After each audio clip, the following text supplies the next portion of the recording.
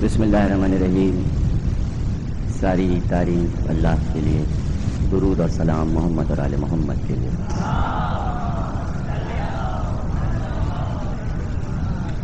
اشرا چیلوں کی چھٹی تقریر آپ حضرات سماعت فرما رہے ہیں انسان اور حیوان کے موضوع پر.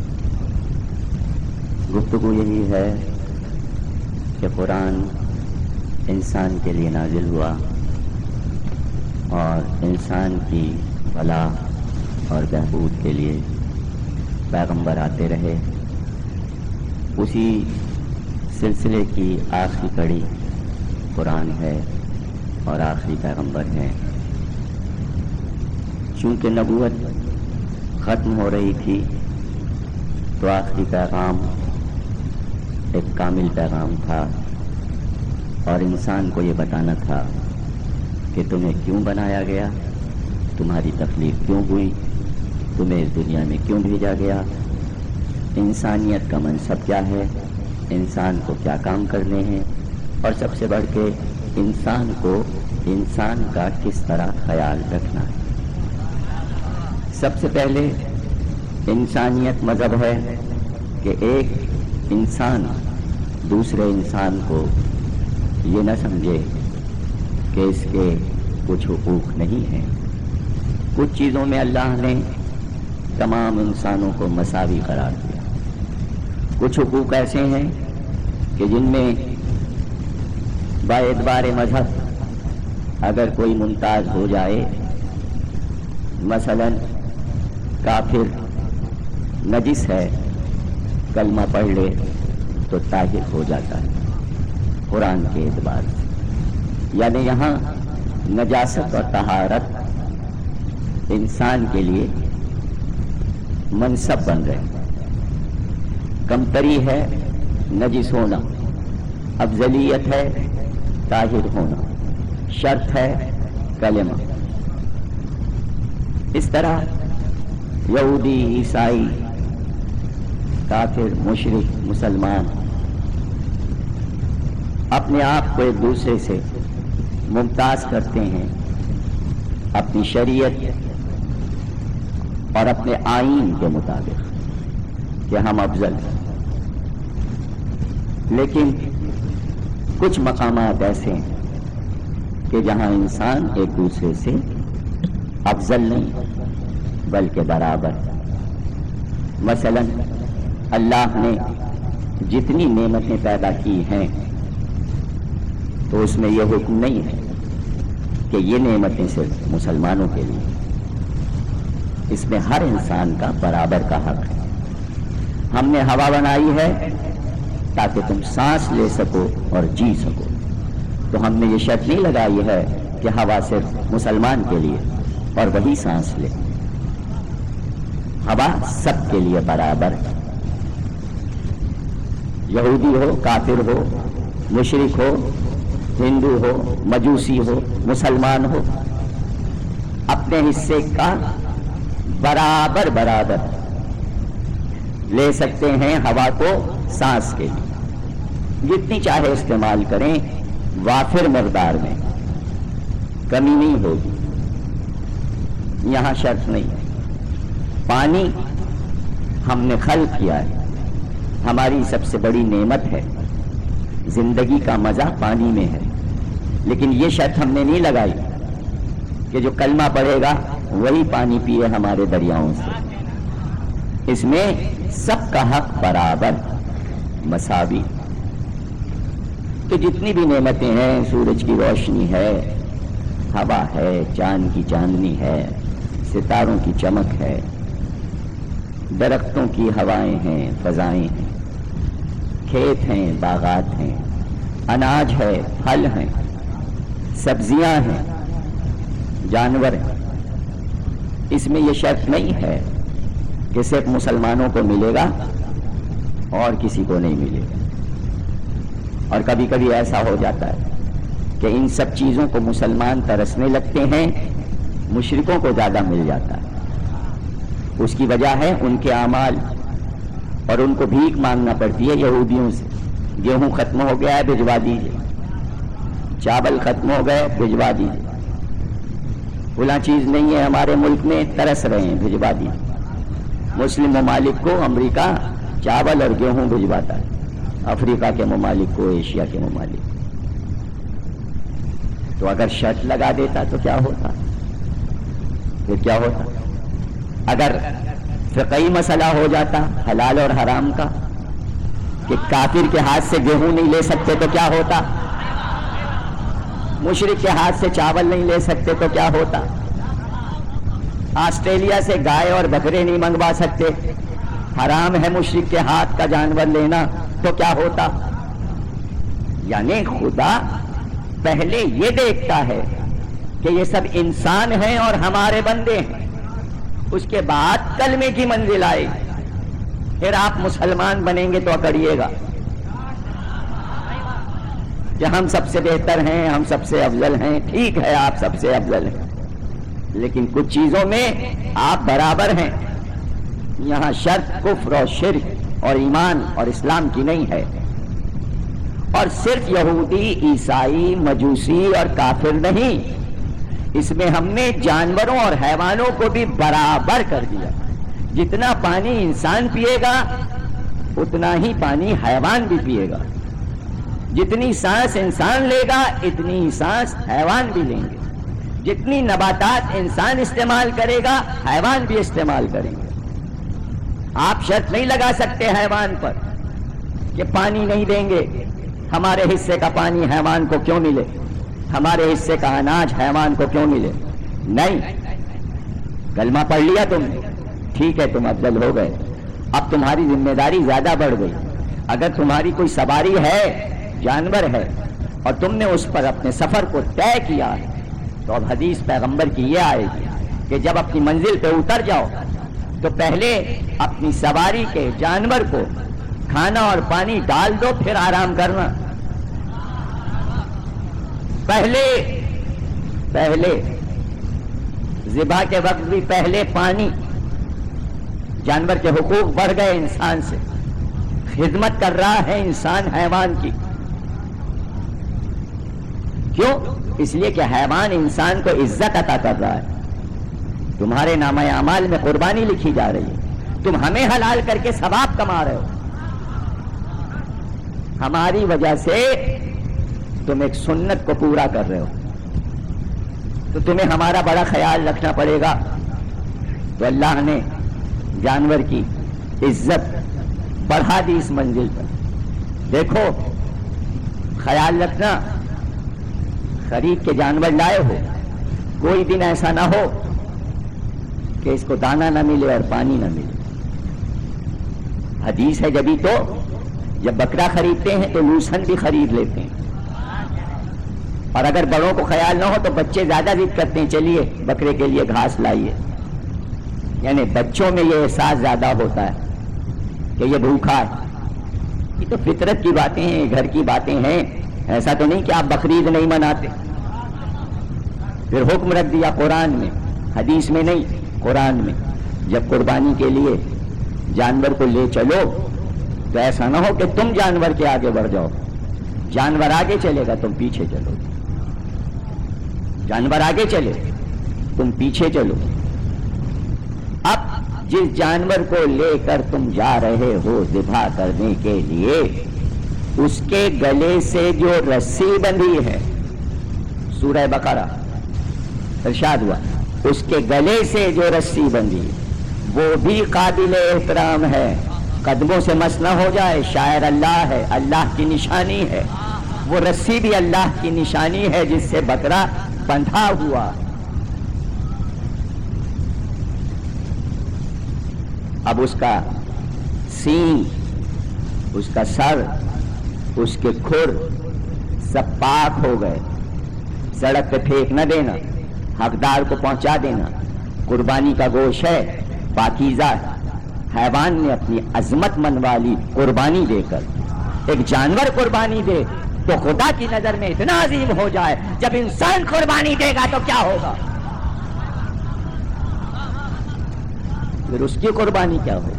اس لیے کہ اللہ کہتا ہے دستور دنیا ہم نے یہ بنا دیا کہ ہر شے دوسری شے سے افضل ہے. جو حاکم ہے وہ محکوم کو استعمال کرے گا. سب سے کم تر چیز کیا؟ جمادات، پہاڑ، پتھر، مٹی، زمین. اس سے افضل نباتات، نباتات سے افضل حیوانات، حیوانات سے افضل انسان، انسان سے افضل رب. تو اب کیا ہوگا؟ نباتات جمادات سے افضل. تو اب نباتات زمین سے کھینچ لیں اپنی غذا، اس لیے کہ زمین محکوم ہے، نباتات افضل. حیوان نباتات سے افضل، اس لیے حیوان کھا جائے پتیاں اور درخت اکھاڑ کر، اس لیے کہ نباتات حیوانات کے محکوم. حیوانات افضل نباتات سے، حاکم وہ محکوم یہ. اب انسان حاکم، حیوان محکوم، اس لیے جانور کو انسان کھا جائے، حلال کرے، گلا کاٹ دے. اللہ انسان سے افضل، تو مانگے اللہ قربانی، لاؤ بیٹا دو. کیا حیرانی؟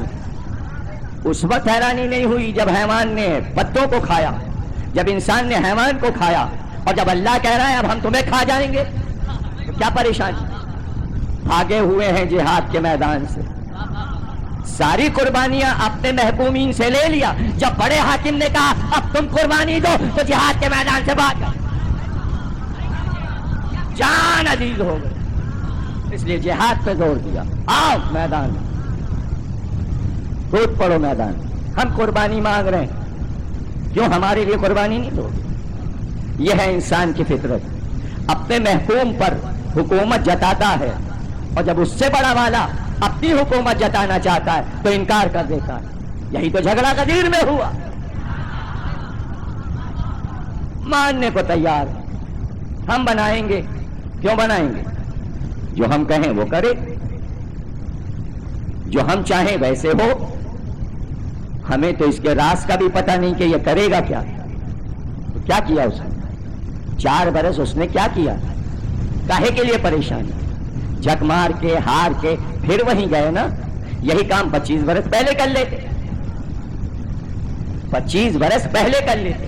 سلمان فارسی نے کہا اگر تمام مسلمان پہلی مرتبہ علی کی خلافت پر متفق ہو جاتے تو یہ عالم ہوتا کہ جو انسان پرندے کو صدا دیتا ہاتھ پہ آ کے بیٹھ جاتا، چاند اور ستاروں کی سیر کر رہا ہوتا. علی 25 برس میں انسان کو وہاں پہنچا چکے ہوتے جہاں سے آدم آئے تھے.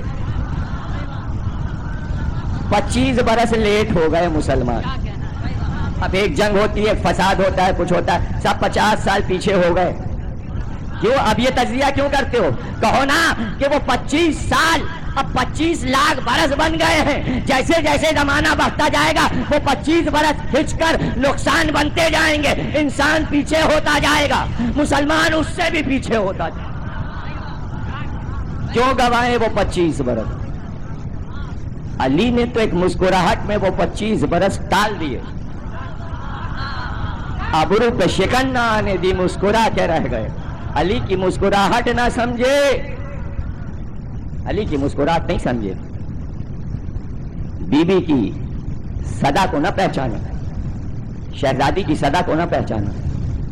کیا تھا؟ فدق لیا تھا. وہیں کیوں گئی لینے کہ تجھی کو ہم وکیل بنا رہے ہیں، تجھی کو جج بنا رہے ہیں، تجھ سے لینے آئے. اسی نے چھینا ہے، اس سے کیوں بات کر رہے ہیں؟ کہ نہیں، بات یہی ہے، ہم مستحکم کر رہے ہیں. تم نے ایک فیصلہ کر لیا تو اب تم یہاں سے ہٹنا نہیں سمجھے آپ؟ ایک آدمی کرسی پہ بیٹھا ہو، اس کے نیچے بم لگاؤ اور اس کو نہ معلوم اور آپ کو معلوم، اور آپ کے مکان کے کاغذات اس نے چھین لیے، تو آپ کیا چاہیں گے؟ نیچے بم لگا، کاغذ وہ دے نہیں رہا، تو آپ کیا کریں گے؟ آپ چاہیں گے کرسی پہ بیٹھا رہے، یہ ضد پہ اڑا ہے، کاغذ دے نہیں رہا، آپ بیٹھا رہے، ایک نہ ایک دن یہ بم پھٹ جائے گا، تجھے پتا نہیں. اور اگر آپ ذرا سے اشارہ کر دیتے خطرہ ہے تیرے لیے، تو کرسی سے کود بھی جاتا, کاغذ بھی دے دیتا. لیکن اب چونکہ بیٹھ گیا تو اب کیوں بتائیں کہ نیچے بم ہے؟ اب کاغذات نہیں چاہیے, اب ہمیں کاغذات نہیں چاہیے, اب تو ہم بم کو دیکھ رہے ہیں کب پھٹے گا.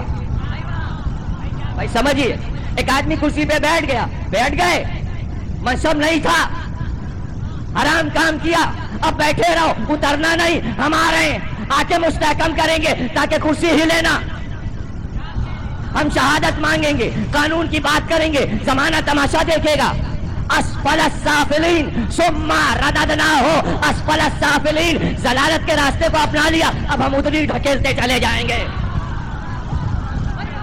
یہ ہے اس آیت کے معنی.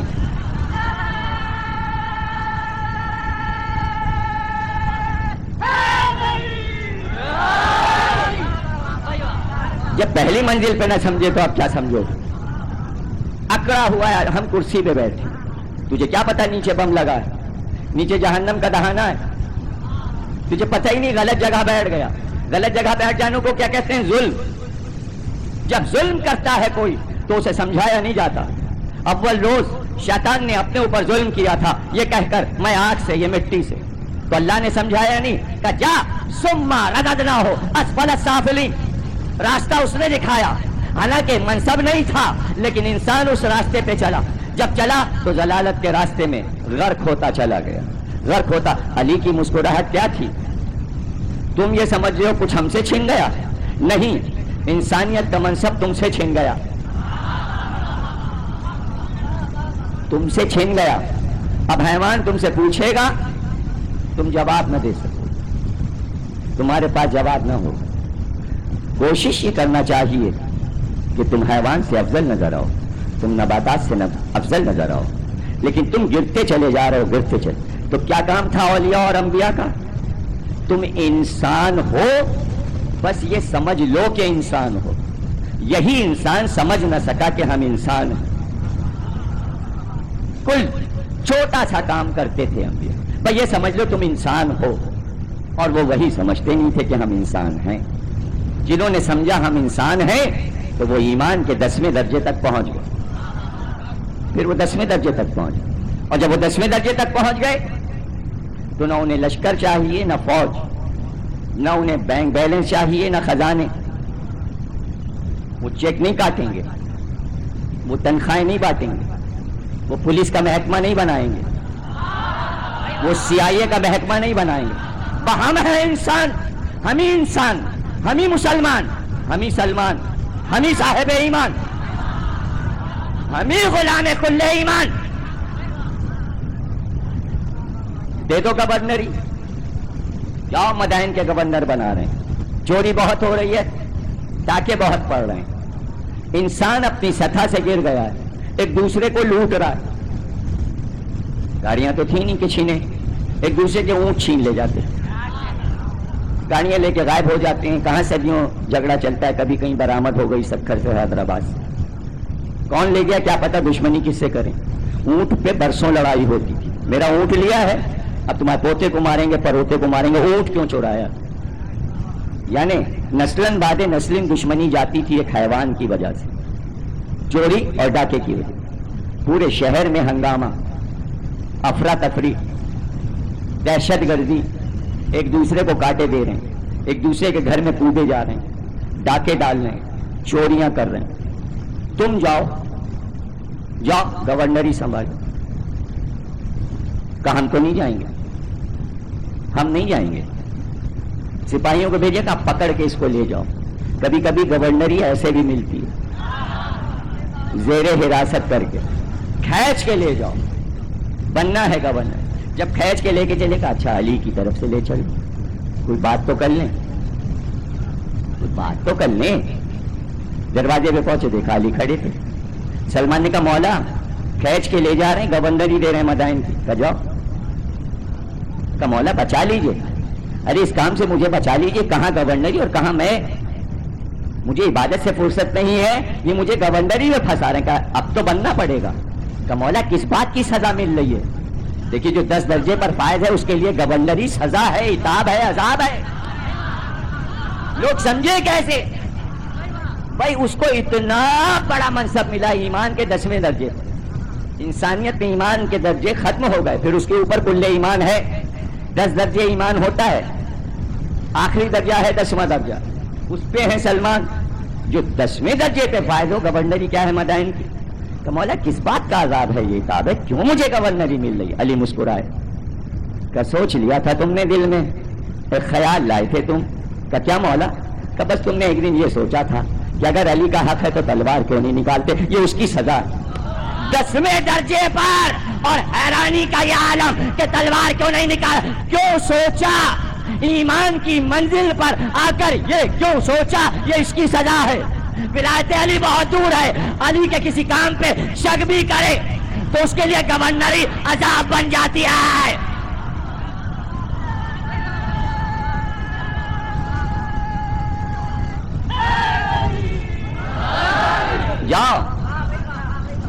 جاؤ بھگتو گورنری۔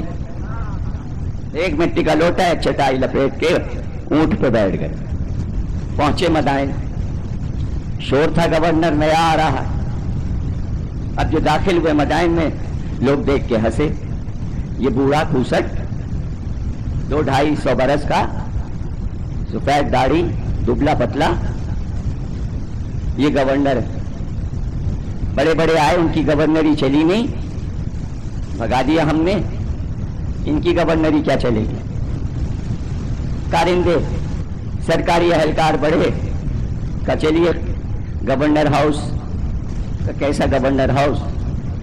ہم مسجد میں رہتے ہیں، ہم نے گھر ہی نہیں بنایا، ہم کبھی گھر میں رہے ہی نہیں، اپنی ہانڈی خود پکاتے ہیں، چٹائی پہ سوتے ہیں، راتوں دن عبادت کرتے ہیں، ہمیں محل سے کیا کام؟ گورنر ہاؤس، مسجد میں اتریں گے۔ لیجئے لوگ اور ہنسے کہ گورنر مسجد میں رہے گا۔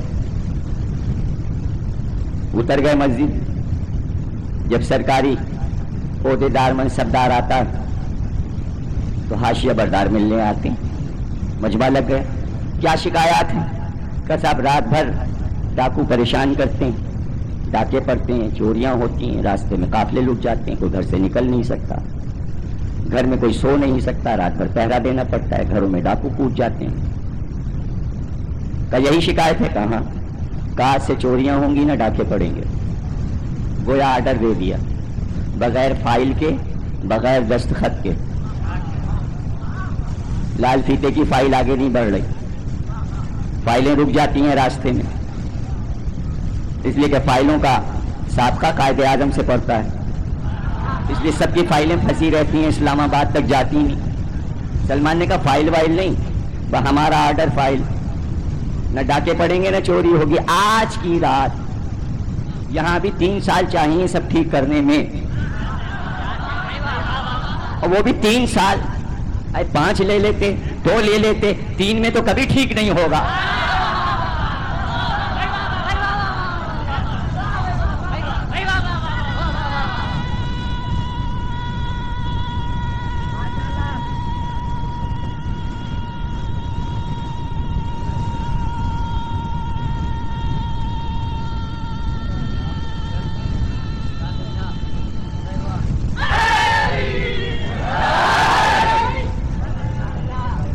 نہیں ڈاکے نہیں پڑیں گے۔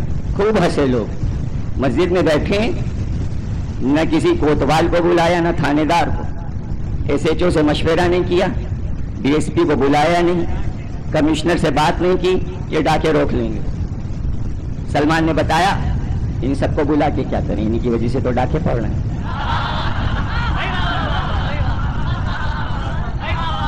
آرڈر میرا ہے، مجھے کسی کی ضرورت نہیں۔ خوب ہنسے۔ جب سب اٹھنے لگے کہا دیکھو خبردار، آج کی رات کوئی اپنے گھر سے نہ نکلے، یہ میرا آرڈر ہے۔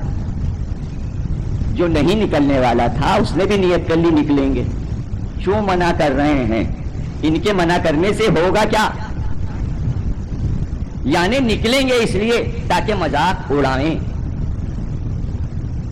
اچھا تو نکلو، نکل کے کیا کر لو گے؟ اگر پیغمبر نے منع کیا ہے آج کی رات کوئی اپنے گھر سے نہ نکلے، کوئی نہ نکلے، اور اگر کوئی نکل آئے تو اعلان تو اپنوں میں کیا تھا، مسلمانوں سے کہا تھا کوئی نکلے نہ، کافروں کو تھوڑی یہ معلوم تھا کہ یہ آرڈر آیا ہے، تو ظاہر ہے پیغمبر جب نکلیں گے اور کوئی پیچھے آئے گا تو کیا سمجھیں گے؟ اپنا تو کوئی ہوگا نہیں.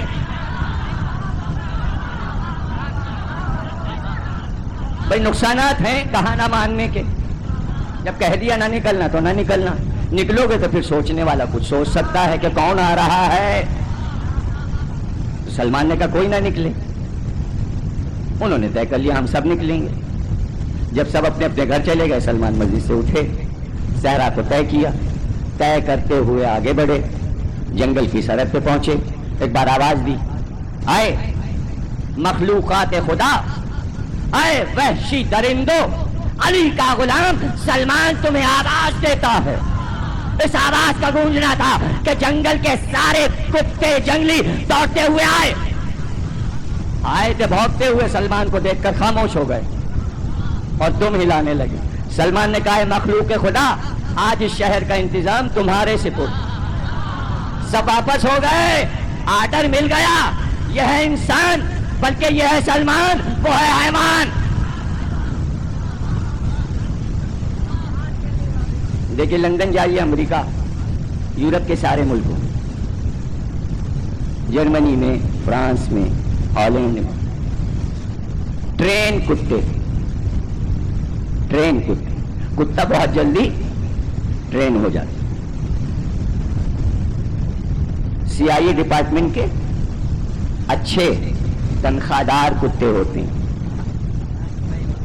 بڑی بڑی تنخواہیں لیتے ہیں، اعلیٰ غذائیں، رہنے کے مقامات اعلیٰ، دیکھ ریکھ بہت اچھی. کسی بیوروکریٹ کی طرح یورپ کے کتے رہتے ہیں.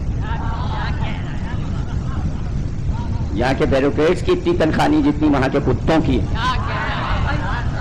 وہ غذائیں یہاں نصیب نہیں جو وہاں کے کتوں کو ملتی. یہاں کے بیوروکریٹس کی خبریں ٹی وی پہ نہیں آتی. وہاں ایک چینل ہے کتوں کا، بتاتے رہتے ہیں فلاں کتا ادھر گیا ہے، اب اس کی نیوز یہ ہے، یوں سو رہا ہے، یوں جاگ رہا ہے، اس کی طبیعت خراب ہے، یہ بیمار ہو گیا ہے، اس کو یہ دوا دی گئی، اس کو یہ ہے، اس کو یہ. دن بھر رات بھر کتوں کا چینل کھلا ہوا. دیکھا آپ نے حیوان کو کس مقام پر آ گیا اور انسان کہاں گیا؟ حیوان نے اپنے آپ کو کہاں پہنچا دیا؟ کیوں پہنچا اس مقام پر؟ انسان کا کہا مان کر. تو انسان بھی پہنچ جاتا اس مقام پر اگر اپنے رب کا کہا مان لیتا، اپنے ولی کا کہا مان لیتا، اپنے امام کا کہا مان لیتا. یعنی اپنے سے بڑے کا کہا نہیں مانیں گے. کتے کو دیکھیے، وہ اپنے سے بڑے کا کہا مانے گا. اور کس چیز پہ؟ صرف ایک روٹی کے ٹکڑے پہ. وہاں جرم ہے، بڑا جرم، کسی کے گریبان کے بٹن کو چھو لینا. پورے یورپ میں یہ جرم ہے. زبانی بات کیجئے جتنا چاہے جھگڑا کیجئے، ہاتھ نہیں اٹھا سکتے. بہت بڑا جرم ہے.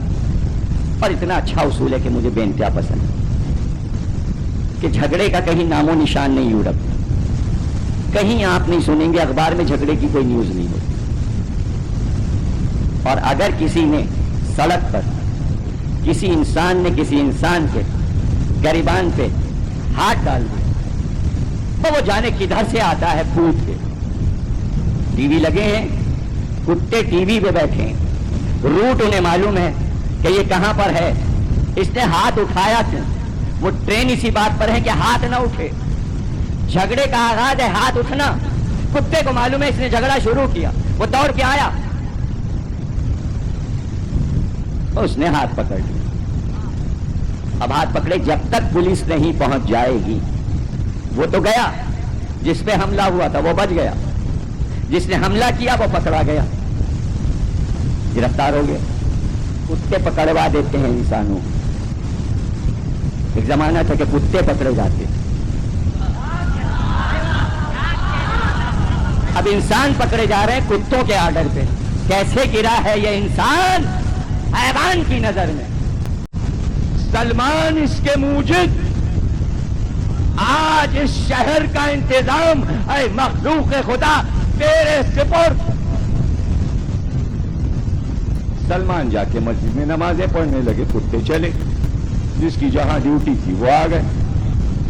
لوگ نکلے تھے تماشا دیکھنے، جو باہر نکلا اس کی ٹانگ کتے نے لے لی. सुबह को हर शाहराह पे लाशें बिखरी पड़ी थी, सीने चाक थे, सर जुदा थे, टांगे चिरी हुई थी, कुत्ते अपना काम दिखा गए सलमान के हुक्म पर। चोरियां बंद हो गईं, डाके बंद हो गए, नहीं ढूंढ पा रहे हो दहशत गर्दों को, कुत्ते ट्रेन करो, छोड़ दो गलियों में, नहीं करना ही नहीं है कुछ। अगर करना हो रास्ते बहुत हैं, इसलिए कि किसी बुराई को खत्म करने के लिए दरमियान से नहीं खत्म किया जाता, जड़ से खत्म किया जाता है। और जितने लोग भी पूरी दुनिया के तमाम मुमालिक जो बुराई को खत्म करना चाहते हैं, वो जड़ को तलाश नहीं करना चाहते। हेरोइन बुरी चीज है, बंद करो। अभी जहां उगती है आग लगा दो जाके, जो बोते हैं उनके हाथ काट दो, नहीं वहां से नहीं चलेंगे, पकड़ेंगे एयरपोर्ट पे, पौधे जला देंगे तो एयरपोर्ट पे हिस्सा कहां मिलेगा, सारे असलहे बरामद हो जाएंगे। तो फिर हम जब कोई काम चाहेंगे तो जड़ से नहीं खत्म करना है। हर पैगंबर इसलिए आया कि बुराई को जड़ से खत्म करे। जब तक जड़ से नहीं खत्म करोगे, गले से नहीं लगाएंगे, तंबी करते रहेंगे। क्या चाहता है हुर? तेरी मां तेरे मातम में बैठे, अभी गले नहीं लगाया। बुराई को जड़ से खत्म करेंगे तब गले से लगाएंगे। जब हाथ बांध के आएगा, अब पता चला जड़ से बुराई को काट दिया, हाथ बांध के अब गले लग जा। करबला नाम है बुराई को जड़ से खत्म करने का। एक राज नहीं है करबला, हजारों राज, हजारों राज। हैवान जड़ को तलाश कर, कितना इंसान से अफजल हो गया। अलम तरा कैफ फ़अल रब्बुका बिअस्हाबिल फील, फील के असहाब। अलम तरा कैफ, ऐ पैगंबर तुमने देखा कि हमने हाथी के असहाब के साथ क्या किया? बड़ा इज्जतदार लफ्ज है।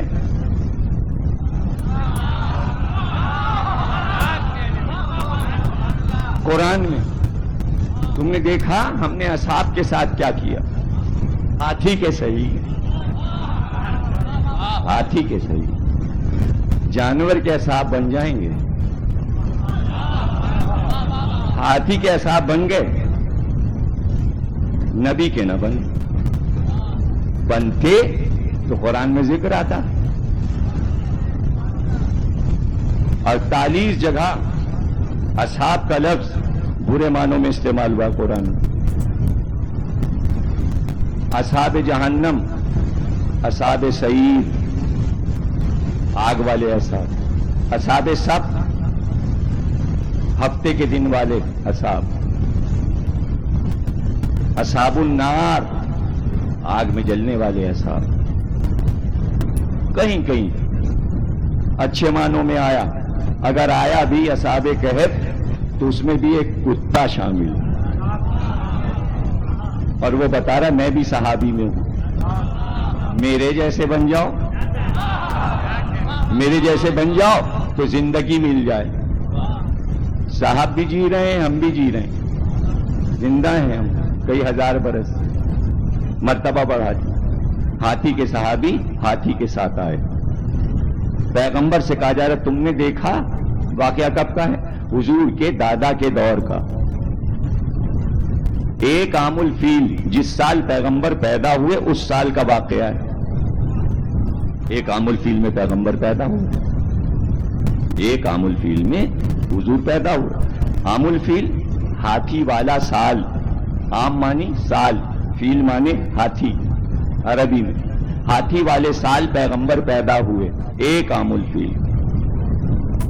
जब कोई मशहूर वाकया अरब में होता था तो सन मई से शुरू हो जाता, पिछला सन छोड़ देते थे, मशहूर वाकये से फिर नया सन शुरू हो जाता। हाथी आया अरब में, किसी ने हाथी देखा ही नहीं था, پہلی بار مکے میں ہاتھی آیا تو ان کے لیے حیرتناک چیز تھی. ان کا یہی سال شروع، پہلا سال، دوسرا سال، 30 عام الفیل میں علی پیدا ہوئے. یہی سن لکھا جاتا ہے. اس زمانے میں یہی سن چل رہا تھا. جب پیغمبر نے اعلان نبوت کیا، بعثت کا سال شروع ہو گیا. مبعوث ہو گئے پیغمبر. بعثت 1، بعثت 2، بعثت 3، بعثت 4. جب ہجرت کی تو بعثت کو بھول گئے، ہجرت سے سال شروع ہو گئے. اور وہی اب تک چل رہا ہے. یعنی ابھی تک مسلمان ہجرت میں ہے. ہجرتیں ہیں، سفر ختم نہیں ہوا. ابھی تک سفر ختم نہیں ہوا، ورنہ سال بدل جاتا. تو ہاتھی سے سال شروع ہو گیا، ہاتھی والا سال. پیغمبر اس سال پیدا ہوئے اور اللہ کہہ رہا تم نے دیکھا. اس کے معنی پیغمبر کی زندگی پیدائش سے پہلے بھی ہے. علم ترا کیفا، اے حبیب آپ نے دیکھا ہم نے ہاتھی کے اصحاب کے ساتھ کیا کیا. آپ نے دیکھا، یعنی آپ دیکھ رہے تھے اس منظر کو. تو زندگی پہلے سے ہے، زندگی بعد تک. آپ دیکھ رہے ہیں جنت میں، آپ دیکھ رہے ہیں جہنم میں، جہنم والوں کو. یعنی زندگی چل رہی ہے، پہلے بھی تھی اور اب بھی چل رہی ہے. تو انبیاء کی زندگیاں کہیں رکتی نہیں، شہداء کی زندگیاں کہیں رکتی نہیں، پہلے بھی تھیں، ہیں اور رہیں گی. تو پیغمبر سے کہا دیکھا آپ نے ہم نے کیا کیا ہاتھی والوں کے ساتھ. سورہ فیل، ہاتھی والا سورہ. کیا حیوان کو قابل ذکر قرآن میں اللہ نے بنا دیا. ہاتھی عرب کا جانور نہیں ہے. عرب میں ہاتھی نہیں ہوتا. ہاتھی وہاں ہوتا ہے جہاں گنے کے کھیت ہوتے ہیں. گنا نہیں ہوگا تو ہاتھی کیسے ہوگا. کھجور تھوڑی کھائے گا وہ، اونٹ کے منہ میں زیرہ. ہاتھی کو کھجور سے کیا واسطہ. ہاں سارے درخت سون میں لے لے کے اکھاڑ کے پھینک دیتا. کھجور سے بھی عرب محروم ہو جاتے. اس کی تو شرارت ہی ہے کہ بڑے بڑے تنے اکھاڑ دیتا ہے سون سے پکڑ. اس لیے عرب میں پیدا ہی نہیں کی. افریقہ میں کیا. افریقہ سے یمن آئے. یمن کے بادشاہ کو ہاتھیوں کا شوق تھا. اس کے بعد بہت سے ہاتھی تھے، 200-250 ہاتھی تھے یمن کے بادشاہ کے. ایک ہاتھی اس کے پاس ایسا قیمتی تھا جو اس عہد میں دنیا کا سب سے بلند قامت ہاتھی ہے، اور اتنا توانا، تندرست، بلند قامت. اس کا نام اس نے رکھا تھا محمود. محمود ہاتھی. اس پہ بادشاہ بیٹھتا تھا، شاہ یمن بیٹھتا تھا. تو حسد ہو جاتا ہے جب کبھی مذہبی زیارت گاہ دولت کھینچنے کا مرکز بن جائے، تو اس کی ٹکر پہ اگر کوئی دوسری زیارت گاہ بن جائے تو لوگوں کو اچھا نہیں لگتا. چونکہ کعبہ مال کھینچنے کا مرکز بن گیا تو اب مکے والوں کو کربلا نہیں اچھی لگتی. اجاڑتے رہتے ہیں، اجاڑتے رہتے ہیں. سمجھ رہے نا. اور یہ بھی کرتے ہیں کہ مثلا یہ سارا مجمع باب العلم کیوں جا رہا ہے، شیشے لگ گئے، سارا گلہ ان کا بھرتا جا رہا ہے. شیشے کا اپنے یہاں بنوا لو، اس چوراہے پہ بھی بنوا دو، اس چوراہے پہ بھی بنوا دو. ادھر کا مجمع یہاں رک جائے گا، ادھر کا مجمع وہاں رک جائے گا. سمجھے نا. ایک کیوں رہے، جگہ جگہ بنا دو. یہ سب ذہن انسانی کی پیداوار. آپ جو چاہے سوچیں، ہم تو بات کہہ دیتے ہیں. غلط ہو یا صحیح فیصلہ آپ کیجئے، غلط کہا کہ صحیح. ہم تو سوچنے کے لیے دعوت فکر دے دیتے ہیں. یہ تھوڑی کہتے ہیں کہ ہاں بالکل مستحکم کہہ دیا، پتھر کی لکیر کہہ دی. دعوت فکر سوچئے گا. ان کا سارے لوگ مکے جاتے ہیں، چڑھاوے وہاں چڑھ جاتے ہیں. بادشاہ یمن نے کہا یمن میں ہی ایک کعبہ بنا لو. ایک کعبہ اس نے بنا لیا کہ یہاں کے لوگ وہاں نہ جائیں.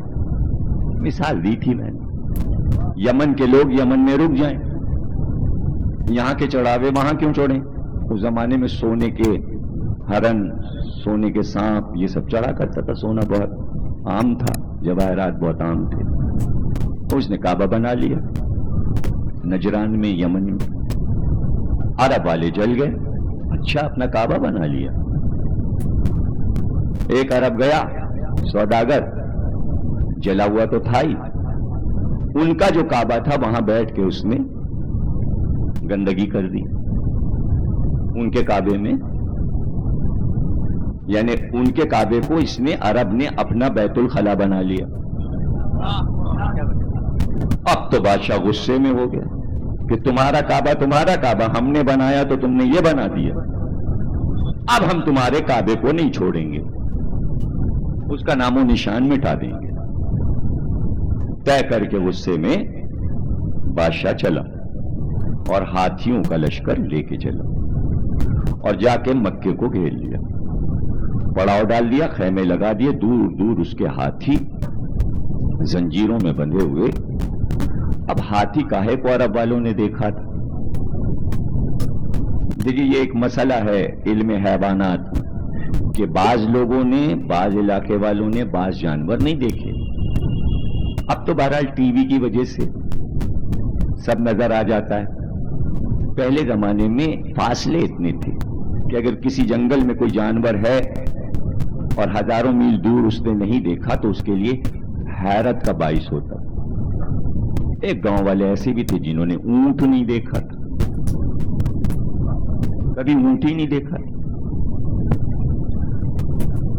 اور نہ کبھی رمضان دیکھا تھا. مولانا صاحب آئے نئے، ان کا بھئی رمضان آ رہا ہے تمہیں روزے رکھنا ہے. کہ اس میں کیا ہوتا ہے؟ کہ دن بھر فاقہ کرنا پڑے گا. سب کے کان کھڑے ہو گئے. یعنی کھانا چھوڑنا پڑے گا، پانی بھی چھوڑنا پڑے گا. اب تو جان نکل گئی کہ کھانا پانی سب چھوڑنا پڑے گا. کیوں؟ کہ رمضان آ رہا ہے. کہ تو یہ ہیں فساد کی جڑ، یہ رمضان جو آ رہے ہیں ان کی وجہ سے کھانا چھوٹے گا اور پانی. مولوی صاحب سے تو ہاں ہاں کر دیا، گاؤں والوں نے میٹنگ کی. چل کے گاؤں کی سرحد پہ کھڑے ہو جاؤ، آئیں گے میاں رمضان تو ادھر سے آئیں گے. لاٹھیاں لے لے کے سب کھڑے ہو گئے کہ ادھر سے آئیں گے. مولوی صاحب کو تو بتائیں گے بھی نہیں جو ہمارا ارادہ. اونٹ کبھی دیکھا نہیں تھا، جانے کیسے ایک اونٹ پہ بیٹھا سوار راستہ بھٹک کے ادھر آ گیا. سامنے سے دیکھا وہ آ رہا ہے، سب چلائے بھائی تیار ہو جاؤ رمضان آ رہا ہے. اونٹ تو دیکھا نہیں تھا، رمضان بھی پہلی بار.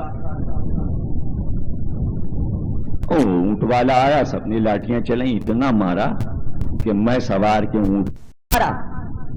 کہ چلیے دکھائیں. مولوی صاحب نے آ کے دیکھا کہ کمبختوں یہ اونٹ ہے، رمضان کوئی جانور اور حیوان نہیں ہے. تو کچھ وہ بھی تھے جو پہلی بار رمضان کو حیوان سمجھ اور اپنی زام ناقص میں اسے مار بھی دیا. بہت سے لوگوں نے نہیں دیکھا، عرب والوں نے ہاتھی نہیں دیکھا. ہاتھی دیکھ کے خوف زدہ ہو گئے. پورا مکہ خالی ہو گیا. کل چھوٹی پڑی تھی، آج بڑی پڑیں گی. کل کا ٹائم بھی تو لینا ہے نا، اور اتوار بھی ہے، اور بانی اشرا کی ناراضگی بھی ہے. کل مجلس چھوٹی کیوں ہوئی؟ تو آج اتنی بڑی ہو جائے گی کہ سب دن کی کسر ہو جائے گی. اب گھڑی دیکھیے یا سوئیے یا ہچکو لے لیجیے، ہم تو پڑھتے رہیں گے.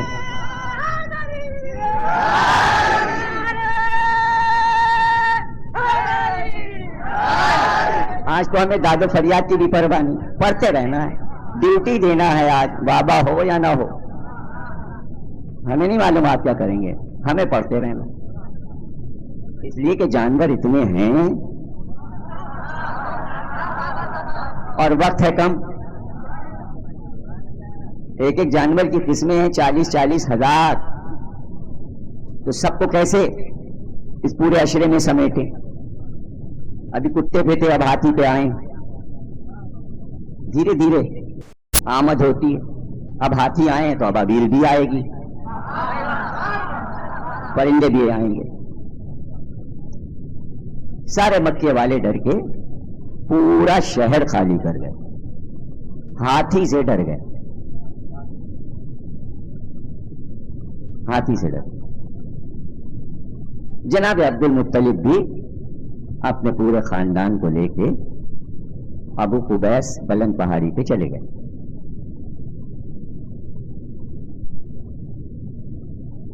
جناب عبد المطلب سردار تھے، سردار حجاز، سردار عرب. اونٹ بہت سے تھے، سارے اونٹ چرا کرتے تھے. بادشاہ یمن کے آدمی باہر نکلے، انہوں نے اونٹوں کو چرتے دیکھا، سارے اونٹ پکڑ لے گئے. حضرت عبد المطلب کے سارے اونٹ پکڑ لے گئے.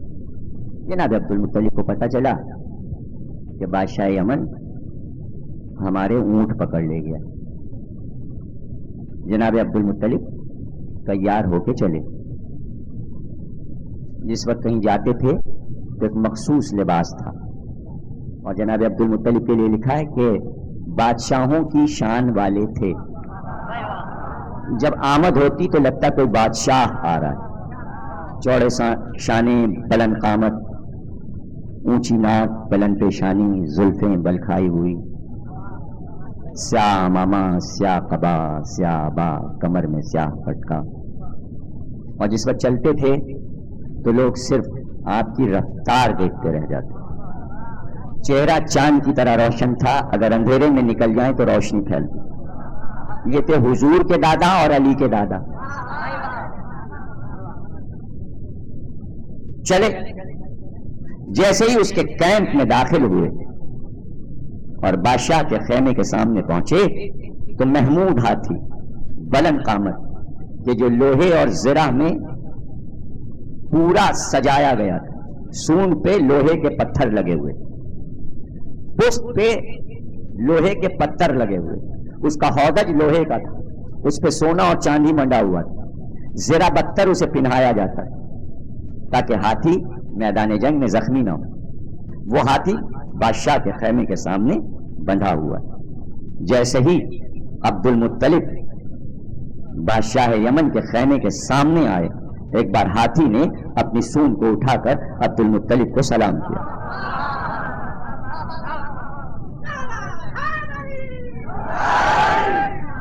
سلام کیا اور اس کے بعد عبد المطلب رکے. جیسے ہی رکے اس نے آگے کے دونوں پیر گھٹنے موڑے، زمین پہ بیٹھا، پیشانی سے عبد المطلب کے قدموں پہ سجدہ کیا. جملہ دے دوں، ہاتھی کا نام ہے محمود. محمود کے معنی حمد کرنے والا. جانوروں میں ہے سب سے بڑا، یعنی جانوروں کی سپر پاور حمد کرنے والی. جس کو سجدہ کرے وہ ایمان کی کس منزل پہ ہوگا. یعنی حیوان نے بتایا کہ اس کے لیے سجدہ ہے. سجدہ کیوں ہے؟ جس پر سجدہ کر رہا ہے. آپ پچھلی تقریر بھول جاتے ہیں. میں نے کہا تھا محمد ایک عام الفیل میں پیدا ہوئے، ایک عام الفیل میں پیدا ہوئے، یعنی اس کا دادا آیا ہے جو پیدا ہونے والا ہے. یعنی تعظیم محمد تھی. حیوان پہچانتا تھا کہ نبی آنے والا ہے اور اس کا دادا یہ ہے. انسان نہیں سمجھ رہا تھا یہ انسان ہے، یہ حیوان ہے. بادشاہ حیران ہو گئے، تعظیم کے لیے اٹھ کھڑا ہوا. جب یہ شان دیکھی تو متاثر ہوا، مسند بچھوا دی. کا تشریف رکھی. کیسے گئے مت کی؟ کہ تمہارے آدمی صحرا میں گئے، ہمارے اونٹ پکڑ لائے. 100 کے قریب اونٹ ہیں، ہم اپنا مال واپس لے لیں. آدمیوں سے کہو کہ ہمارے اونٹ واپس کر. کہ ہم تمہارے خدا کے گھر کو گرانے آئے ہیں.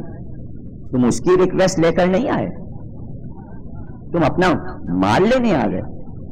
ہم تو سمجھ رہے تھے تم ہم سے کہنے یہ آئے ہو کہ ہمارے خدا کا گھر نہ گرانا. غور نہیں کر رہے ہیں آپ. بادشاہ بار بار کیا کہہ رہا ہے؟ تمہارا خدا, تمہارا خدا. دیکھیں فرعون نے کیا کہا تھا جب غرق ہو رہا تھا, میں ایمان لایا موسیٰ اور ہارون کے خدا پر. خدا بغیر وسیلہ پہچانا نہیں جاتا. یا محمد کا خدا ہوتا ہے یا علی کا خدا ہوتا ہے, یزید کا خدا نہیں ہوتا, یزید کے باپ کا خدا نہیں.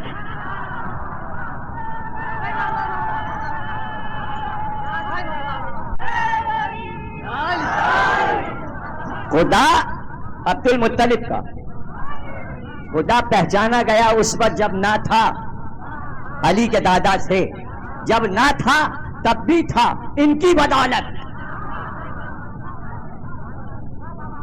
جب نہ تھا جب بھی تھا.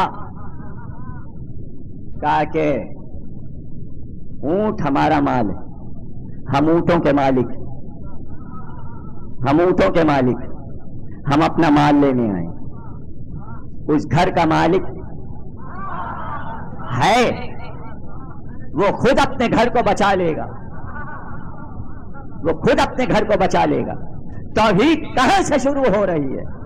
محمد سے یا عبد المطلب سے یا ابراہیم سے؟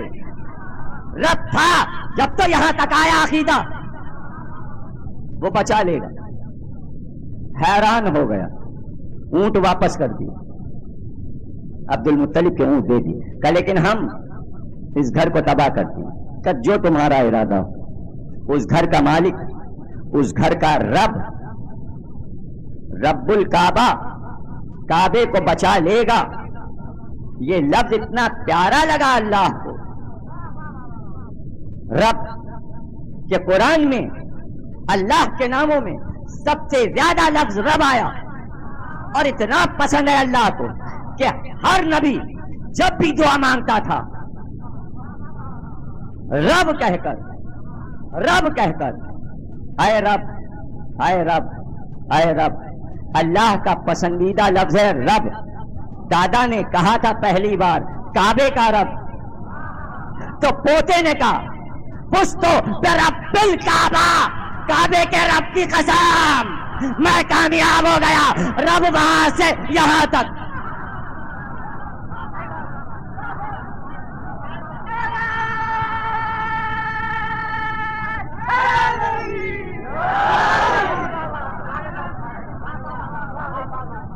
کعبے کا رب. اور جب چلے واپس ہوئے تو کعبے کے قریب آئے, غلاف کو تھاما کہ پروردگار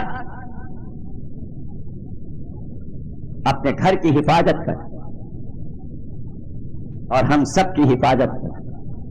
ہم چاہتے ہیں کہ تو ایسے موقع پر ہماری مدد کر. دعا کر کے واپس ابو قبیس پر آ گئے. کوئی مورخ کمبخت ایسا تو نکلے جو یہ کہے کہ دعا مانگنے گئے, لات سے کہا, عزا سے کہا, حبل سے کہا, کعبے کا غلاف پکڑا اور رب سے کہا. پتہ چلا ان کا کوئی بت نہیں تھا. اندھا ہے مورخ, اندھا ہے مورخ, نہیں دیکھتا یہ سب کچھ. اور جب ابو قبیس پر آ گئے, 12 بیٹوں کا باپ, سب سے چھوٹے عبداللہ, صلب میں محمد, اسی سال پیدا ہوں گے. پیشانی پہ نور ہے, نور محمدی عبداللہ کی پیشانی پہ چمک رہا.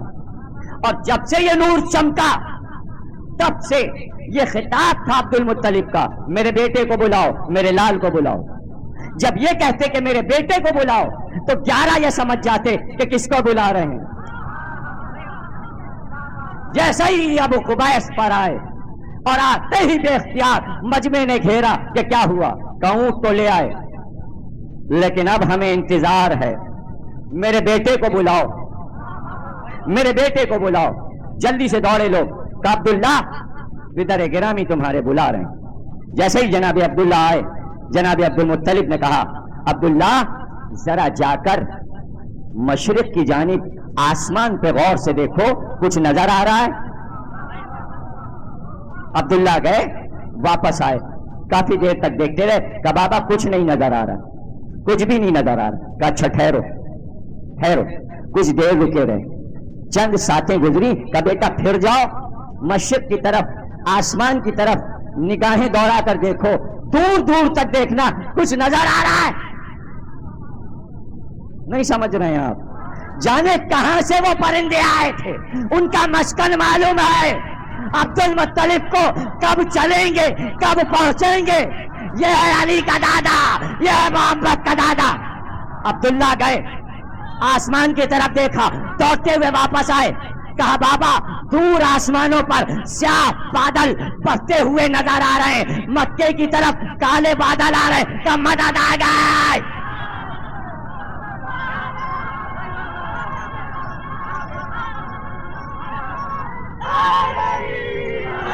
मुझे बताओ अब्दुल मुत्तलिब को कैसे मालूम है कि मदद कहां से आएगी, मदद किधर से होगी, मदद की सूरत क्या होगी? का मदद आ गई। बस ये कहना था कि बादल मक्के पे छाए। वो बादल नहीं थे, वो स्याह छोटे छोटे परिंदे, वो अबाबील के झुंड थे जो करोड़ों की तादाद में जाने कहां से आए थे। कहते हैं जब मक्के पर आए तो शहर पे अंधेरा छा गया।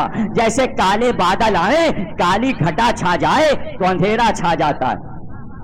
और वो उड़ रहे थे छोटे छोटे परिंदे अबाबील, लेकिन वो यूं नहीं आए थे कि खाली हाथ आए। दोनों पंजों में चने के बराबर बराबर कंकड़ियां पंजों में दबी थी, एक एक चोंच में और एक एक दोनों पंजों में। तीन तीन एटम बम साथ लिए हुए आए थे। और एक बार इधर लश्कर बढ़ा शाह यमन का, आगे महमूद, पीछे दीगर हाथी। और अब ये इरादा तेज बढ़ते जाते थे कि चारों तरफ से हाथी काबे को घेर कर अपनी सूंडों से एक एक ईंट को हिला देंगे। न बुनियाद रहे, न दीवार रहे, न छत रहे। अनकरीब हाथी हमला करने वाले थे कि अबाबीलों ने कंकरियां छोड़ना शुरू की। एक एक कंकरी गिरती जाती, एक हाथी और एक कंकरी। सुबह मक्के वालों ने देखा तो मक्के की फजा में सिर्फ भूसा उड़ा था, भूसा उड़ा। अबाबील ने सुपर पावर को, अल्लाह जब सुपर पावर को जलील करता है तो छोटी ताकत से कह देता है। भाई गौर कीजिएगा, नमरूद के अहद में नमरूद सुपर पावर का अपनी कर ली, इब्राहिम को आग में फेंक दिया, बहुत सुपर बना था। अब तुझसे सुपर ताकत नहीं है, लश्कर नहीं भेजेंगे फरिश्तों के। सुपर ताकत के मुकाबिल में सुपर ताकत नहीं भेजता, सबसे छोटी शय भेजता, सबसे छोटी शय भेजता। एक मच्छर से कहा, बहुत परेशान किया है इंसानों को नमरूद ने। मच्छर चला, मच्छर चला, आके मूंछ पे बैठा, इसने उड़ाया, बजाय उड़ने के उल्टा नाक में चला। देखे सुपर पावर का अंजाम, नाक में चला, छींका, खांसा, वापस न आया। जैसे जैसे छींकता वो ऊपर चढ़ता जाता, उड़ता जाता और अंदर दिमाग की रगों में सैर करना शुरू की। सबसे ज्यादा रगें दिमाग में हैं, सारा मंबा तो दिमाग में है। उसने एक एक कमरे का जायजा लिया, कहां है खन्नास खुदा बनने का, उस कमरे में गया। कहां है जुल्म और जबर का खाना, कहां है सरकशी का खाना। सब जायजा लेकर पूरे दिमाग में जो फिरा तो सर भिन्ना गया। हकीम आए, का बीमारी तो कोई नहीं है, अंदर कुछ है। सर को हिलाया, हाथ मारा, का आराम मिला। का बस ये है इलाज। जितने जितने सहाबी हैं सब मिलकर बारी बारी जूते लगाएं। जब जूते पड़ते तो चैन आता। कुछ लोग ऐसे हैं कि जब जूते जाते हैं तो चैन आता।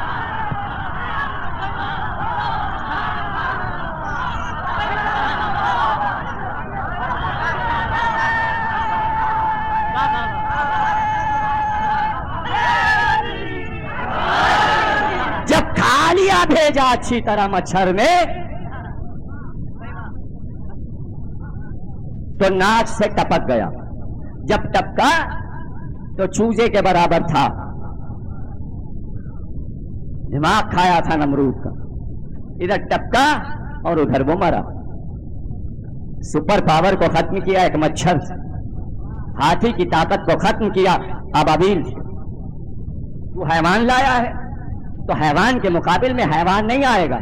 حالانکہ آسان تھا کہ اگر کہہ دیتا کہ ہاتھیوں کے مقابلے میں اونٹوں کو لے جاؤ, بلبلائیں گے, شور مچائیں گے, لاتے ماریں گے, لمبی گردنیں ہیں, اونٹ کی پکڑ مشہور ہے, اونٹ کی پکڑ, کتے کی جھپٹ, دونوں مشہور ہیں. عرب میں کتے بھی تھے, اونٹ بھی تھے. ایک طرح سے اونٹ حملہ کرتے, پیچھے سے کتے پکڑ لیتے, جانور جانور کی لڑائی ہو جاتی. کہ نہیں, حیوان آیا ہے تو انسان نہیں لڑے گا, انسان ہے سپر, اور ہاتھی سے سپر نہیں آئے گا.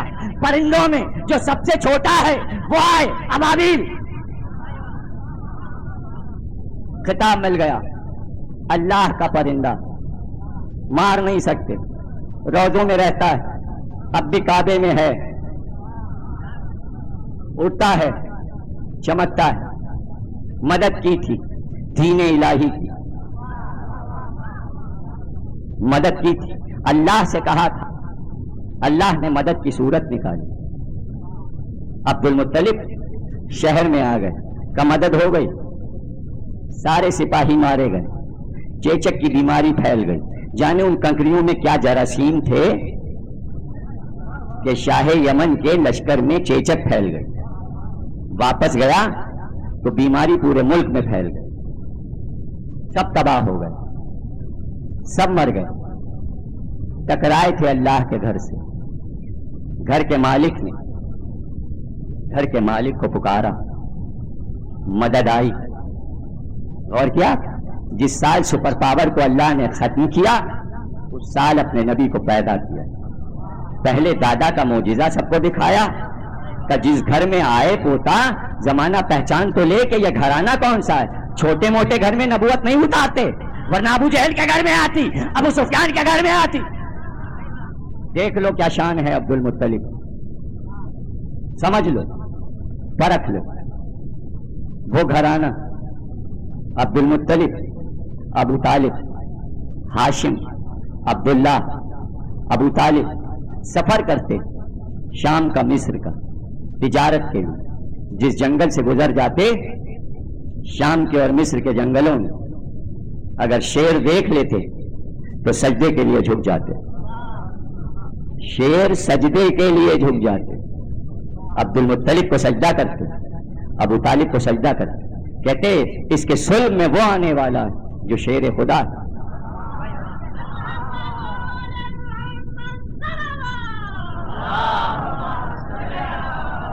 جو شیر خدا. کل کی تقریر تو ظاہر ہے کہ ہم چاہیں گے کہ چونکہ تابوت بھی برآمد ہوگا معصوم کا, آپ زیارت کریں گے. ہر سال تقریر امام ہشتم امام زامن پہ ہوتی ہے, تو اس ذیل میں جن حیوانات کا ذکر آ رہا ہے ان کا ذکر ہوگا. اور پرسوں ہم شیر پہ تقریر کریں گے, اور اس کے بعد 19 کو گھوڑے پہ تقریر کریں گے. وہ اہم حیوانات جن کا انسانوں کا ساتھ رہا, جن کی تاریخ انسانوں کی تاریخ کے ساتھ لکھی گئی. اور پھر کچھ پرندے رہ جائیں گے, ان کا ذکر ہم چہلم کی مجلس میں کریں گے. اسی ضمن میں جو حیوان بیچ میں آئیں گے ان کا بھی ذکر کر دیں گے. لیکن غور کیجیے, جب آپ سارے کیسٹ سنیں گے تو آپ کو اندازہ ہوگا کہ عنوان حیوان ضرور تھا, لیکن سب سے زیادہ گفتگو انسان پہ ہوئی. یعنی زیادہ وقت ہمارا صرف ہوا انسان کے بارے میں گفتگو کر. حوالہ حیوان, گفتگو انسان. ظاہر ہے کہ حیوان تو سننے نہیں آ رہے, ذکر ان کا ہو رہا ہے, لیکن حیوانوں کا ذکر برائے انسان ہو رہا ہے. قرآن نے حیوانوں کا ذکر جو کیا وہ اسی لیے کہ برائے انسان. سوچو, کوئی حیوان اپنے رب کی نافرمانی نہیں کرتا. ہر حیوان اپنے عہد کے نبی کو پہچانتا ہے, اپنے عہد کے نبی کو جانتا ہے. کربلا سے حضرت عیسیٰ گزر رہے ہیں, ایک شیر نے راستہ روکا، کہ پروردگار اس درندے نے میرا راستہ کیوں روکا؟ کہ یہ تم سے کہتا ہے عیسیٰ کہ اس سرزمین کے کچھ آداب، جب ادھر سے کوئی نبی اور ولی گزرتا ہے، جب تک حسین کے قاتل یزید پہ لعنت نہ کرے یہ کسی کو جانے نہیں دیتا۔ یعنی حیوان آداب تولا اور تبرہ بھی سکھاتے ہیں۔ اگر اپنے رب کی تسبیح کرتے ہیں تو شیطان سے بھی پناہ مانگتے ہیں۔ ہر پرندہ، ہر درندہ، ہر چرندہ اپنے رب کی تسبیح کر رہا ہے، عبادت کر رہا ہے، اپنے انبیاء کو پہچانتا ہے، اپنے اولیاء کو پہچانتا ہے۔ تاریخیں تک جانور جانتے ہیں، اہم ترین تاریخوں کو بھی سمجھتے ہیں اور پہچانتے ہیں۔ احساس غم اور احساس خوشی بھی جانوروں میں پایا جاتا ہے، اور جتنا آل محمد نے جانوروں کا خیال رکھا ہے وہ ایک پورا آئین ہے۔ آئین کہ اگر گھر میں جانور پل گیا تو پہلے تو اس کا نام رکھ دیتے، جانور کا نام رکھ دیتے۔ اونٹ پلا ہے تو نام رکھ دیا، گھوڑا ہے تو نام رکھ دیا، دراز گوش ہے تو اس کا نام رکھ دیا۔ حد یہ ہے کہ گھر میں پرندے پل جائیں تو وہ بھی تاریخ میں آ جائیں۔ اکثر ایسا ہوتا کہ ہندوستان، مصر، افریقہ کے ممالک کے لوگ آتے اور کہ علی تو بادشاہ کیا تحفہ لے جائیں، تو یہ کہتے ہوئے آتے کہ آپ کے بچوں حسن اور حسین کے لیے تحفہ لائیں۔ کبھی ہندوستان کا کوئی بادشاہ اپنے سفیر کے ذریعے مور کا تحفہ بھیجتا، کبھی کسی ملک کا بادشاہ بطخیں مرغابیاں بھیج دیتا، کبھی کسی بادشاہ نے شیر کے 2 بچے بھیج دیے۔ کیوں؟ یہ سن لیا تھا سب نے کہ نبی نے بچپن میں ان کو ہرنی کے بچے دیے تھے، تو بس یہ حدیث سن لی تھی تو محبت میں حیوان تحفے میں لاتے۔ لیکن اس گھرانے نے بتایا کہ حیوان کو بھی اس گھر میں کیا سمجھا جاتا۔ کیسی قیامت کی رات ہے، اٹھ رہے ہیں، جا رہے ہیں بارگاہ رب میں، تو مخاطب ہو کر زینب سے کہہ رہے ہیں یہ بے زبان پرندے ہیں، ان کا خیال رکھنا، ان کی بھوک کا اور ان کی پیاس کا خیال رکھنا۔ ایسا نہ ہو کہ مصیبت میں تم بھول جاؤ، ان کو دانا نہ ملے، ان کو پانی نہ ملے۔ گھوڑا، اس کی پیاس، اس کی بھوک، بچے کا خیال رکھے، اس گھرانے کے بچے بھی خیال رکھے۔ سوچئے تو اب آپ کو سوچئے کہ حیوانوں کی پوری برادری جب یہ دیکھتی ہوگی کہ یہ گھرانہ انسانوں کی عظمت کے لیے تو آیا ہے، حیوانوں کے حقوق کو بھی پہچان کر اسے بھی بچاتا ہے یہ گھرانہ، تو اب اس احسان کے بدلے میں حیوان کیا کریں گے؟ محبت کریں گے۔ اور بات یہی ہے کہ دربار میں، بھرے ہوئے دربار میں، جب یزید نے کہا سنا لڑائی کیسے شروع ہوئی، اے شمر لڑائی کیسے اختتام پر ہوئی، کیسے فتح کیا، کہ تھوڑے سے لوگ تھے، گھیر کے مار لیا، دہائیاں تھیں، ہم مارتے چلے گئے، سب کو مار لیا، سب کے سر کاٹ لیے، اور دن چڑھے سے پہلے لڑائی ختم ہوئی۔ بعد میں ہم نے حسین کو قتل کر دیا۔ خطبہ ہو چکا تھا شہزادی، خطبہ ہو چکا، اب شمر بیان دے رہا تھا۔ کہا تو پھر کیا کیا؟ کہ سر کاٹ لیے، لاشیں چھوڑ دیے، اور لاشوں کو ہم درندوں میں چھوڑ آئے۔ جنگل کے درندوں نے لاشوں کو اپنی پناہ میں لے لیا، درندوں کے آگے لاشیں پڑی۔ ابھی شمر کا بیان ختم نہ ہوا تھا کہ جناب زینب نے پھر للکارا کہ شمر تو جھوٹ بولتا ہے، درندے ان لاشوں کے قریب نہیں آ سکتے، اس لیے کہ درندوں پر اللہ نے انبیاء کی اولاد کا خون اور گوشت حرام قرار دیا، وہ قریب نہیں آ سکتے۔ درندے ادب کرتے ہیں، اے شمر بھیج دے اپنے سپاہیوں کو اور جا کے دیکھ کربلا میں کہ تمام صحراؤں کے پرندوں نے آ کر میرے بھائی حسین کے لاشے پر سایہ کیا۔ یہ خطبے کا آخری حصہ جو شہزادی نے دربار میں بیان دیا، اور مقتل نگار نے یہی لکھا کہ لشکر کے خوف سے بنی اسد نکل نہیں رہے، گھروں میں چھپے ہوئے۔ جب لشکر چلا گیا، کئی دن ہو گئے تھے کہ گھر میں پانی نہیں آیا تھا فرات سے، عورتوں نے دیکھا کہ مرد نہیں نکلیں گے تو عورتیں اپنے پانی کے برتن لے کر نکلیں کہ فرات سے ہم ہی پانی بھر کے لیں۔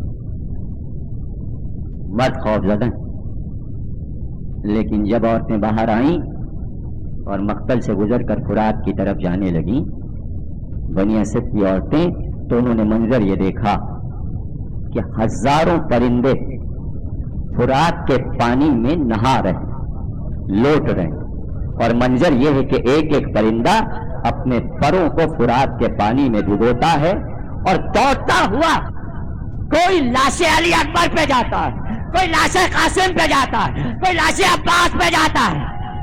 بڑے بڑے پرندے، مرغابیاں، کئی مرغابیاں مل کر حسین کے لاش پہ پروں کو پھیلائے، سایہ کیے ہوئے اپنے پروں کے پانی کو لاشوں پہ چھڑکتی ہیں اور فریاد کرتی ہیں، ایسی آواز بلند کرتی ہیں جیسے گریا کر رہے، جیسے گریا کر رہے۔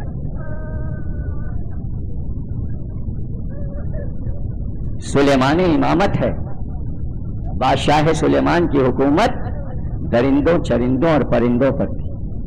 حسین فخر سلیمان تھے، فخر سلیمان کی شہادت، اور کیا درندے چرندے اور پرندے خاموش بیٹھ جاتے؟ علامہ کنتوری نے اپنے مقتل میں لکھا کہ جب حسین کی شہادت ہو چکی تو درختوں پر بیٹھے ہوئے پرندوں میں قیامت آ گئی۔ کئی پرندے اڑ اڑ کر اپنے جھنڈ پہ گرتے اور اپنی زبان میں کہتے کچھ معلوم ہے، نبی کا نواسہ قتل ہو گیا۔ کہتے ہیں جس وقت سیاہ آندھی اٹھی تو وہ پرندے جو ہر وقت چہچہاتے تھے سناٹے میں خاموش ہو گئے۔ جب سیاہ آندھی اٹھی تو پرندوں نے اپنی گردنیں ڈال دی، جیسے مباہلے کے دن ہوا تھا، اپنے پروں کو ڈال دیا، زمینوں پہ گر گئے۔ اور جب سیاہ آندھی ہٹی، گرد ہٹی، تو پرندے چلائے سلیمان امامت شہید ہوا۔ دیکھو آسمان سے لہو برس رہا ہے، فاطمہ کا لال مارا گیا، فاطمہ کا جانی قتل ہوا۔ چند کبوتر ایک درخت پہ بیٹھے تھے، ایک کبوتر اڑتا ہوا آیا اور کہا حسین قتل ہو گئے۔ کہا تو ہماری بھی تو کوئی ذمہ داری ہے۔ سفید پرندے درختوں سے اڑے اور اڑتے ہوئے مقتل میں پہنچے۔ ابھی تو حسین کا گلا کٹا تھا، لہو چشمے کی طرح بہ رہا، جہاں تک لہو بہ کر چلا کبوتر لہو کے ساتھ ساتھ پھڑکتے ہوئے حسین کے لہو میں اپنے پروں کو لال کرتے جاتے۔ میں پڑھ نہ پاؤں گا جیسے علامہ کنتوری نے لکھا ہے، اور مرزا دبیر نے جس طرح اسے نظم کیا پڑھنے سے تعلق رکھتا ہے کہ 4 کبوتر یہ کہہ کر آپس میں اڑے کہ 4 سمتوں میں جاؤ، زمانے کو بتا دو حسین مارے گئے۔ بس ختم ہو گئی تقریر۔ یہی ہے مصائب، 4 سمتوں میں 4 پرندے اڑے۔ کون کہاں گیا تفصیل میں کیا جاؤں۔ ایک پرندہ تیز اڑا اور اس نے ارادہ کیا ہم ملک شام جائیں گے، ہم ملک شام جائیں گے۔ جو پرندہ ملک شام چلا تو راستے میں رک رک کے دم لیتا، رک رک کے دم لیتا۔ آپ کو معلوم ہے کبوتر 1 گھنٹے میں 80 میل پرواز کرتا ہے، لیکن 80 میل کے بعد کچھ دیر بیٹھتا ہے۔ کبوتر کو جلدی جانا تھا مگر بیٹھ رہا تھا درخت۔ ایک باغ میں جو رکا وہ باغ ایک یہودی کا باغ تھا، اس کی ایک ہی بیٹی تھی، پورے جسم پر برس کے داغ، کوڑ کے داغ، آنکھوں کی اندھی، ہاتھ اور پیروں سے لنجی اور لنگڑی۔ جب گھر سے باغ میں آتا تو بیمار بیٹی کو لاد کے لاتا، باغ کے کونے میں ڈال دیتا اور باغ کی سچائی میں لگ جاتا۔ جب شام ہوتی تو اسی مقام پہ آتا اور بیٹی کو اٹھا کے لے جاتا، گھر چلا جاتا۔ یہودی آیا صبح کو، بیٹی کو باغ کے اس کونے میں ایک درخت کے نیچے ڈال دیا اور کام میں مصروف ہو گیا۔ کچھ دیر نہ گزری تھی کہ اسی درخت پر اس اندھی بچی نے ایسا محسوس کیا کہ کوئی بیٹھا ہوا رو رہا ہے۔ آواز تو پرندے کی جیسی ہے، کان لگا کر سنا تو آواز پہچانا، وہ بار بار یہ کہتا تھا، ہائے حسینہ، وائے حسینہ۔ دہرانے لگی کہ یہ پرندہ کیا لفظ کہتا، ہائے حسینہ، وائے حسینہ۔ ایک بار وہ پرندہ پھڑ پھڑایا تو اس کے پروں سے چند قطرے گرے، تو اس نے اپنے جسم پر قطروں کی گرمی محسوس کی۔ ہاتھ لے جا کر وہاں پر دیکھا تو کوئی تر چیز، اب جو ملا تو ہاتھ اٹھا، دوسرا ہاتھ ملا وہ بھی اٹھا، ایک قطرہ آنکھ پہ گرا، سب نظر آنے لگا، قطرے کو ملتی جاتے۔ اب تو صحیح و سالم اٹھ کے بیٹھ گئی۔ ایک بار مڑ کر دیکھا، ایک پرندہ لال رنگ کا جس کے پروں سے خون ٹپک رہا ہے اور وہ روتا ہے، کہتا، ہائے حسینہ، وائے حسینہ، ہائے حسینہ، وائے حسینہ۔ ایک بار کہا، تو کون ہے؟ کس کی سنانی لایا ہے؟ کون مر گیا؟ یہ کس کا لہو ہے؟ پرندہ چلایا کہ نبی کا نواسا حسین مارا گیا، فاطمہ کا لال مارا گیا، میں زمانے کو اس کی سنانی سنانے جا رہا ہوں۔ اتنی دیر میں یہودی آیا، آ کر کہا، یہاں میری ایک بیمار بیٹی تھی، وہ آنکھوں سے معذور تھی، وہ اندھی تھی، وہ کہاں گئی؟ تو کون ہے؟ کہا، میں ہوں تیری بیٹی۔ کہا، ٹھیک کیسے ہو گئی؟ کہا، یہ پرندہ جب سے آیا ہے۔ بابا ہے تو مظلوم، لیکن اس کے لہو میں کیا اثر ہے کہ اس لہو نے آنکھیں واپس کر دی، میرا جسم صحیح کر دیا۔ ایک بار یہودی قریب آیا، قسم کھا تو میری بیٹی؟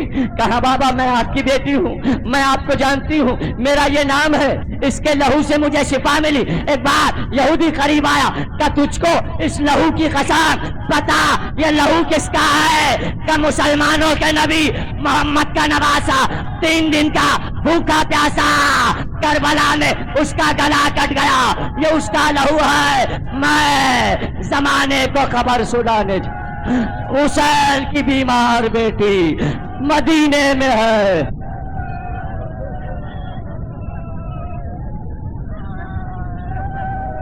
بارے لاش عبادت کو قبول کر، ہمیں کوئی غم نہ دینا سوا ماتم حسین حسین۔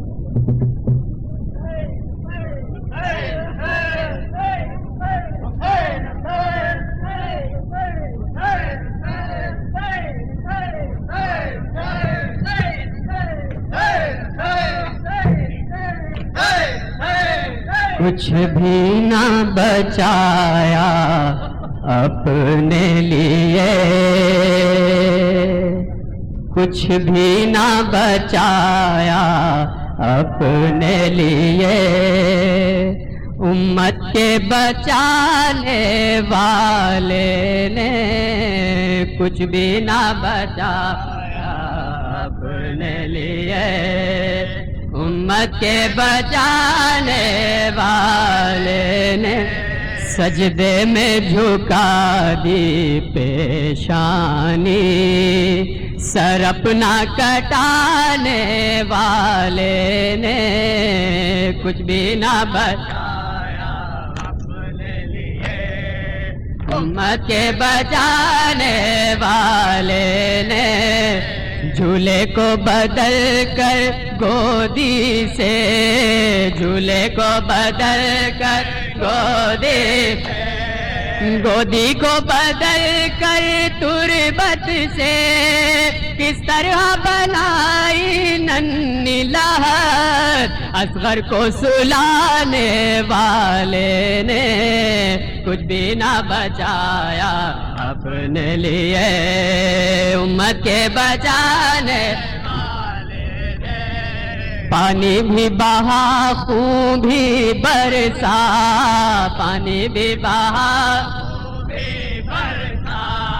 شانے بھی کٹے زخمی بھی ہوئے دل کر دیا تیروں سے چھلنی مشکیزہ بچانے والے نے خود بھی نہ بچایا اپنے لیے امت کے بچانے والے نے برچھی کی چمک بھی بھول گئے چمک بھی بھول گئے اور اکبر کی اجل بھی بھول گئے زینب کو اڑا دی اپنی ابا پردے کے بچانے والے نے کچھ بھی نہ بچایا اپنے لیے امت کے بچانے والے نے آنکھوں میں تری ہے یا خشکی تری ہے یا خشکی دریا کی روانی کیا جانے پانی کی طرف دیکھا بھی نہیں کوثر کے لٹانے والے نے کچھ بھی نہ بچایا اپنے لیے امت کے بچانے والے نے مقتل کی سجی محفل سے بھلا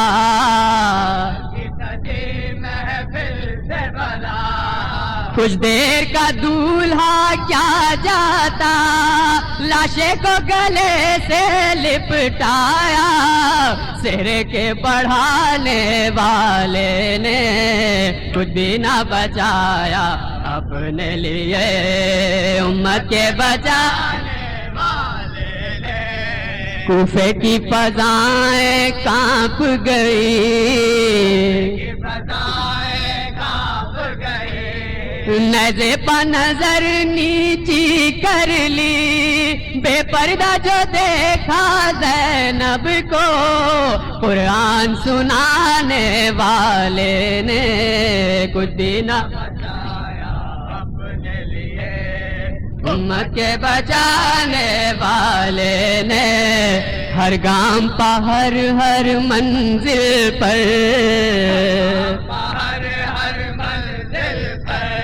معبود کرن میں شکر کیا میدان ستم سے خیمے تک بے شیر کو لانے والے نے نہ بچایا اپنے لیے امت کے بچانے والے نے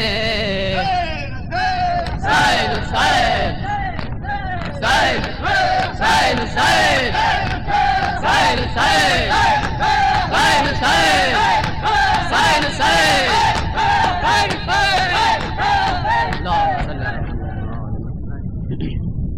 السلام علیکہ یا ابا عبداللہ السلام علیکہ یا ابن رسول اللہ السلام علیکہ وعلا جدکہ وابیک وعلا امکہ واخیک السلام علیکہ یا ابو الفضل العباس ابن امیر المومنین السلام علیکہ یا مولایا وانصارک المستشہدین معک جمیعا ورحمت اللہ وبرکاتہ السلام علیکہ یا غریب الغرباء السلام علیکہ یا معین الضعفاء والفقراء السلام علیکہ یا مغیث الشیعۃ والزوار فی یوم الجزاء السلام علیکہ یا سلطان العرب والعجم یا علی ابن موسیٰ ایہا الرضا الراضی بالقدر والقضاء ورحمت اللہ وبرکاتہ السلام علیکہ یا مولانا یا صاحب العصر والزمان الامان الامان الامان من فتنة الزمان السلام علیکہ یا خلیفۃ الرحمن